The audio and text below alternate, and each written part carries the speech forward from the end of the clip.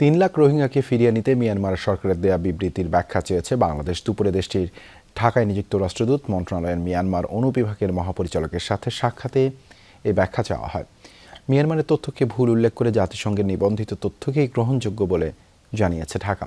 পররাষ্ট্র প্রতিমন্ত্রী এক ব্রিফিংয়ে জানান, রোহিঙ্গা সংকট সমাধানে কৌশলগত পরিবর্তন আনা হয়েছে।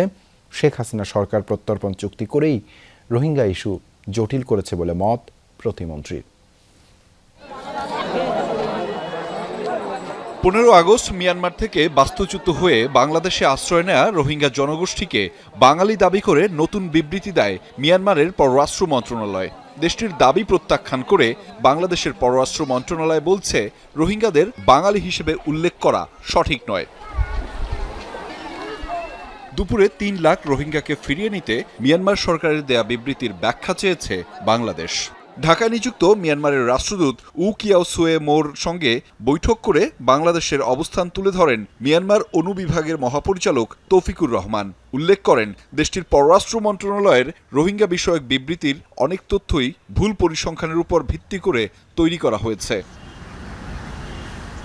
বাংলাদেশের উদ্বেগ ও পর্যবেক্ষণ নিজ সরকারের কাছে পৌঁছে দেওয়ার আশ্বাস দেন মিয়ানমারের রাষ্ট্রদূত।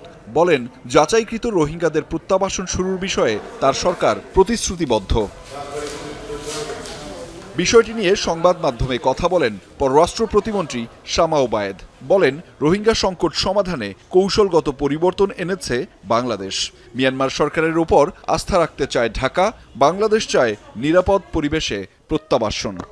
মিয়ানমারের দিক থেকে যে স্টেটমেন্টটা করা হয়েছে সেখানে সংখ্যার কিছু বিভ্রাট আছে। একটা ভালো পরিবেশেই মিয়ানমারের ডিজির সাথে অ্যাম্বাসেডার আলোচনা হয়েছে এবং উনি আশ্বস্ত করেছেন যে উনি সরকারের সাথে কথা বলে এই কাজগুলো দ্রুতগতিতে করবেন। প্রতিমন্ত্রীর অভিযোগ, শেখ হাসিনার সরকার প্রত্যর্পণ চুক্তি করেই রোহিঙ্গা ইস্যু জটিল করেছে। শেখ হাসিনার সরকার দ্বিপাক্ষীয় চুক্তি করেই এটা 12টা প্রথমেই বাজিয়ে দিয়েছিল। হ্যাঁ, যখন বিএনপি সরকার রোহিঙ্গা রিপ্যাট্রিয়েশন করেছিল তখন প্রথমেই শহীদ রাষ্ট্রপতি জিয়াউর রহমানের সময় উনি একটা ট্রাইপার্ট্রেট এগ্রিমেন্ট করেছিলেন। জাতিসংঘ was a very active part of that agreement. তো সেই কারণে কিন্তু, এবং তখন উনি ওআইসির প্রত্যেকটি দেশকে এখানে, প্রত্যেকটা মাল্টিল্যাটারাল বডি কিন্তু এখানে ইনভলভ হয়েছিল, সেই জন্য কাজে লেগেছিল। ব্রিফিংয়ে শামা ওবায়েদ বলেন, বাংলাদেশে আল কায়দার তৎপরতার বিষয়ে জাতিসংঘের প্রতিবেদন ফ্যাসিবাদ সরকারের প্রোপাগান্ডা হতে পারে।